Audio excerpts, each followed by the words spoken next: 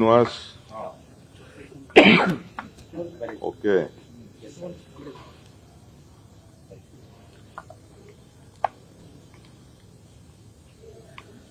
ನಾನು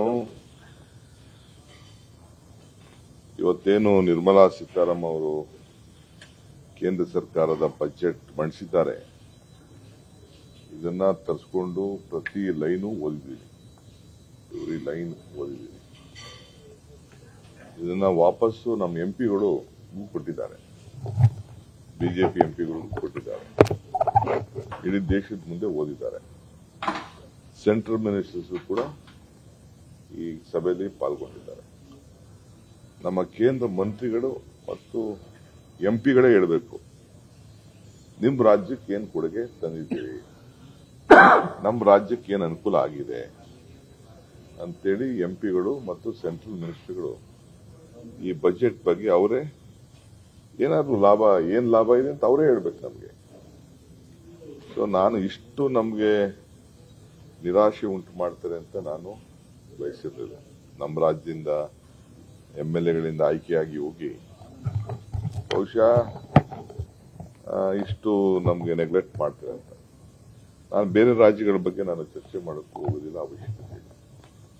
ನಮ್ಮ ಯಾವ major sector second highest tax Karnataka ರಾಜ್ಯದಿಂದ ಹೋಗ್ತಾ ಇದೆ.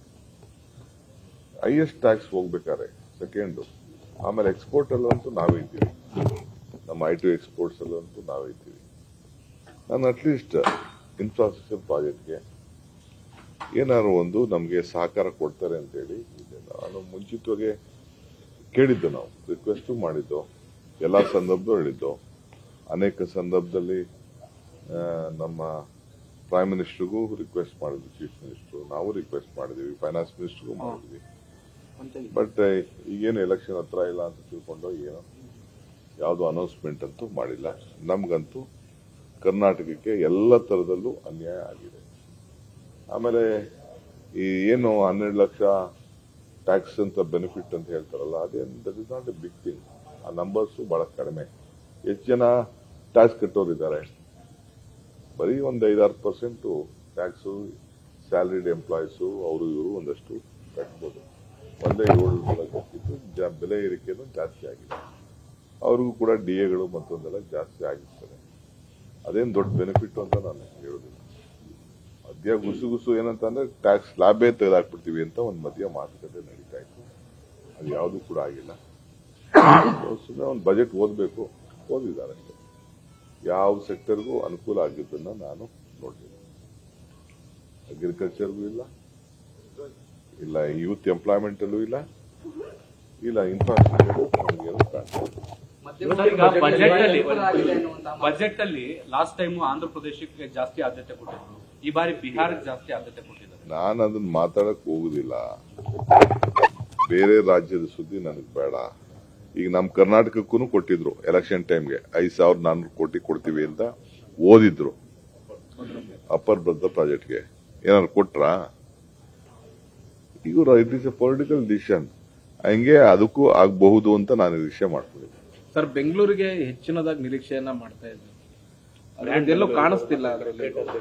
ಅವ್ರಿಗೆ ಇಷ್ಟಿಸಿ ಹಿಂದೆ ಎಲ್ಲ ವಾಜಪೇಯಿ ಇದ್ದಾಗ ಬೆಂಗಳೂರನ್ನ ದೇಶವನ್ನ ಬೆಂಗಳೂರು ಮುಖಾಂತರ ನೋಡ್ತಾರೆ ಅಂತ ಹೇಳ್ತಾ ಇದ್ರು.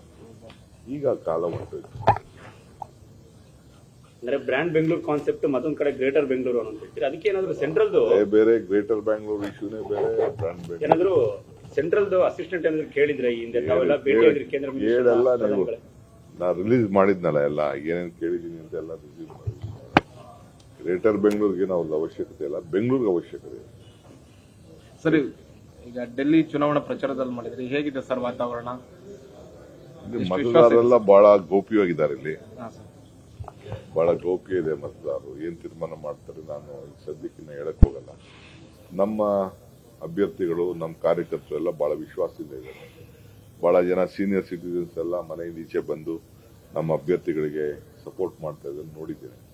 ನಿನ್ನೆ ಪ್ರಿಯಾಂಕಾ ಗಾಂಧಿ ಅವ್ರ ಕಾನ್ಸ್ಟಿಟ್ಯೂನ್ಸಿ ಒಂದು 10 ಹೋಗಿದ್ರು, ಒಂದು 10,000ಕ್ಕೂ 15,000 ಜನ ಮೇಲೆ ಇದ್ದು ನಾನು ನೋಡಿದ್ದೇನೆ. ಸೊ ರಾಹುಲ್ ಗಾಂಧಿ ಅವರು ಕೆಲ ಕಡೆ ಹೋಗಿದ್ದಾರೆ, ಅಲ್ಲೂ ಜನ ಹೆಚ್ಚಿಗೆ ಸೇರ್ತಾ ಇದ್ದಾರೆ. ಸೊ ಇವೆಲ್ಲ ನೋಡಿದ್ರೆ ಒಂದು ವಿಶ್ವಾಸ ಮೂಡ್ತಾ ಇದೆ ನಮ್ಮ ಕಾಂಗ್ರೆಸ್ ಪಕ್ಷಕ್ಕೆ, ಹೊಸ ಚಿಗುರು ಪ್ರಾರಂಭ ಆಗ್ತದೆ. Sir B R Patil sir R Ashok ಅವರು ಹೇಳಿದ್ದಾರೆ ನವೆಂಬರ್ 15 ಅಥವಾ 16ನೇ ತಾರೀಕು ಮುಖ್ಯಮಂತ್ರಿ ಬದಲಾವಣೆ ಆಗುತ್ತೆ ರಾಜ್ಯದಲ್ಲಿ, ಇದು 100% ಪಕ್ಕ ಅಂತ ಹೇಳಿದ್ದಾರೆ. ಓಕೆ, ಅಸ್ಟ್ರಾಲಜರ್ನ ನಾನು ಅವ್ರನ್ನೇ ಭೇಟಿ ಮಾಡ್ತೀನಿ. ಅವರು ಜ್ಯೋತಿಷ್ಯ ಹೇಳ್ತಾ ಇರ್ತಾರೆ, ನನ್ನ ಕನ್ಸಲ್ಟೆನ್ಸಿಗೆ ನಾನು ಅವ್ರನ್ನ ಭೇಟಿ ಮಾಡ್ತೀನಿ. Sir B R Patil sir B R Patil News First ನಿರ್ಭೀತಿಯಿಂದ ನಿಮ್ಮ ಪರವಾಗಿ.